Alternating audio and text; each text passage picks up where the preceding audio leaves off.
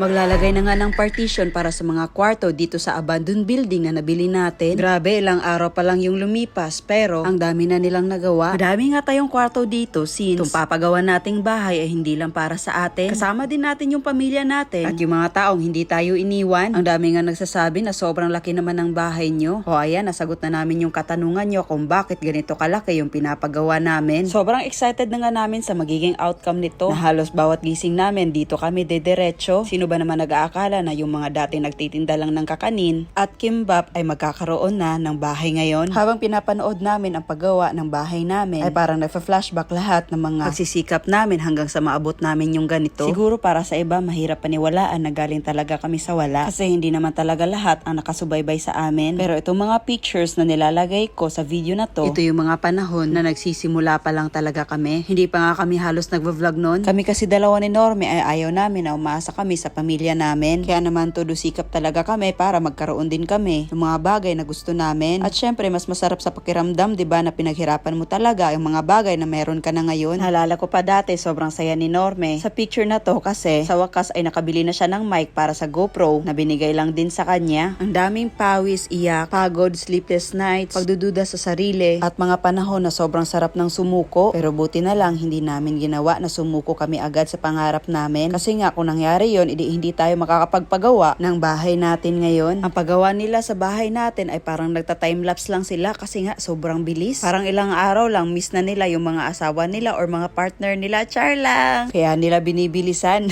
Pero syempre joke lang yun. Oy, wag kayong masyadong seryoso ba? Gawan din natin ng ibang timpla tong vlog na to. Oy, simula na nga din silang maghukay para sa septic tank natin. Medyo malapit nga since wala na tayong ibang choice kasi nabili natin to na meron na siyang existing na building. At mahirap naman kung sa kapitbahay natin ilagay yung septic tank natin, edi mapagalitan tayo. Kahit nga malagpas tayo ng ilang metros lang dyan na pag-aawayan na. Kaya para walang gulo dyan na lang. Pero parang ako yung naguguluhan sa nagkamera nito. Kasi nga paikot-ikot na yung video nahilo na ako ba. Pero syempre hindi pwede na hindi tayo pupunta sa taas kahit alam naman namin kung ano yung nangyayari doon. Titignan pa rin natin, oy, may pagka-chismosa baya talaga tayo. Huy! Sa totoo lang, sa sobrang dami nilang ginagawa, hindi na namin alam kung saan kami magvi-video or saan kami magsisimula. Basta ganitong update lang yung gagawin namin sa inyo kung ano yung mga progress na nagagawa na dito sa abandoned building na nabili namin na gagawin naming bahay. Medyo mahirap pa nga yung pag-akyat at baba natin kasi wala pang hagdanan na nagawa nila. Pero wag kayong magmadali at relax lang kayo dyan kasi gagawa talaga tayo ng hagdanan kasi kung hindi tayo gagawa, ano tayo makaakyat? Buti sana kung afford natin yung elevator. Huy! Dumating na naman yung isang truck ng hollow blocks para gagamitin. Syempre dito para sa bahay. Grabe, pang ilang deliver na to sa ilang araw lang. Feeling ko bukas tapos na tong bahay na to. Char lang! O paano, bukas na naman. Bye!